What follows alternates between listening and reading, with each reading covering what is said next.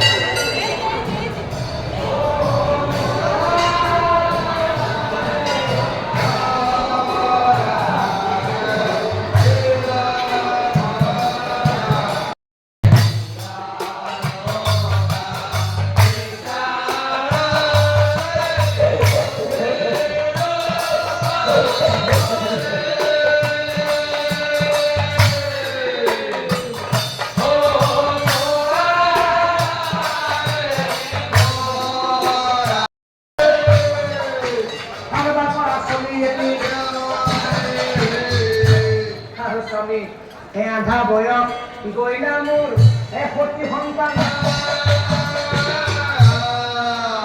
সেয়েহে লোকে মোক তোমাক গোটেই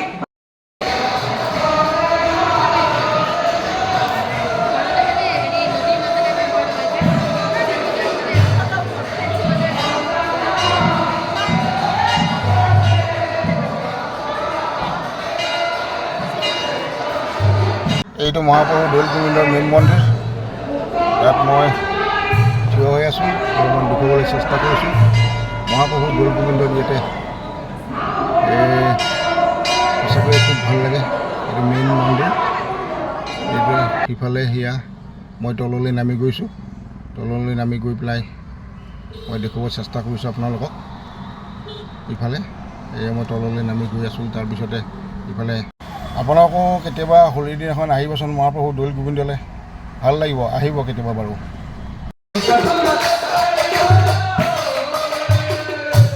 ৰাণীয়ে সতী দিছিল কন্যা সন্তান বিচাৰি, আৰু ৰজাই সতী দিছিল পুত্ৰ কামনা কৰি। আৰু এনেকৈয়ে যজ্ঞৰ কাম সমাপন হৈ যজ্ঞ সুন্দৰ হৈছে যজ্ঞ ভাল হৈছে সকলো ভালো আছে কেমি যাব বাৰু বল বল বল এই যজ্ঞ খাই নৰমানি যজ্ঞ খাই নৰমানি আৰু এনেকৈ কিছুদিন অপাৰ